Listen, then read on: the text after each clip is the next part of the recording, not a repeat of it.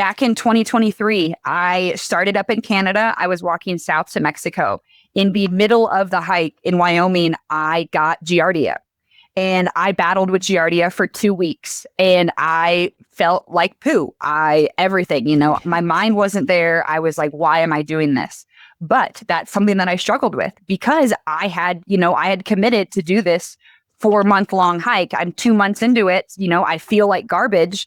And what does that mean if I get off? Like I'm embarrassed. I'm not, I don't want to say I'm letting myself down, but I've created this thing, and my dad raised me where if you start things, you finish them, and, same thing with social media. Say I post, I start this hike and I have all these people that are cheering me on. Like, it's kind of embarrassing when you're like, okay, hold up, actually switch of gears.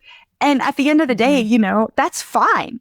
This is your life. And if you're not enjoying what you're doing, regardless of its health or whatever, switch gears. Like, it's totally fine. And at the end of the day, like it's about you and what you want to do, because once again, you're taking the time out of your life to do this, and life is so short.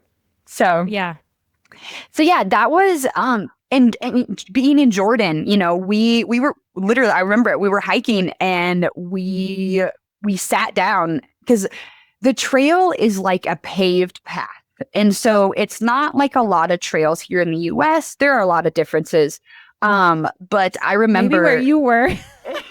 That's so different from where we were. I remember we were walking and we couldn't even stop to like take a break because we were right by this main highway, and I was just kind of feeling weird. And we had a couple of people like say some things to us. And there was an evening where we were camping and we were up high, kind of overlooking this village, because when you start in the northern border, you're walking through a lot of villages. And so you're never really in nature, I guess you could say. But it was really cool because we walked by these schools and all of these kids would come out and give us falafel. And, once again, like, there are really cool parts of it. But my breaking point was when we were walking and we walked by this cage. It was probably like 5 feet by 5 feet, tiny. And there were probably like 25 dogs in there.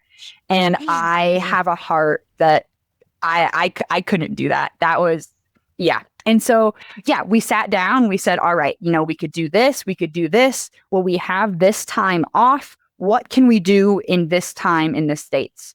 And so we were going to do the Grand Enchantment Trail that next spring because it's the desert. You can't be in there in the summer because it's hot and you're dealing with water and whatnot. And so we switched gears and we said, okay, like this time frame works. Let's do it. And so, you're booking, like I flew a 10-hour flight to the country of Jordan and I was there for 4 days, which, people might say, oh, well, like, do you regret that? Do you regret blah, blah, blah? No, like, when else am I going to be in the city of Amman being able to do all the things that I did? And so, no, I don't regret it. And I don't regret spending the money to fly back, whatever. At the end of the day, like, those are memories that I'll have forever. And that's way more important than however much money that ticket costs. Sure. It's still experience. It's still life lessons. It's still the thing that's getting you to the next point. It's still all valid. It's still all worth it. Yeah. And as my grandma says, like, everything happens for a reason. And growing up, she would say that, and I get so ticked off. I'm like, you and your dumb sayings. But as I get older, like, it's so true, like, even when you aren't sure what's going to happen next, like, it'll fall into place.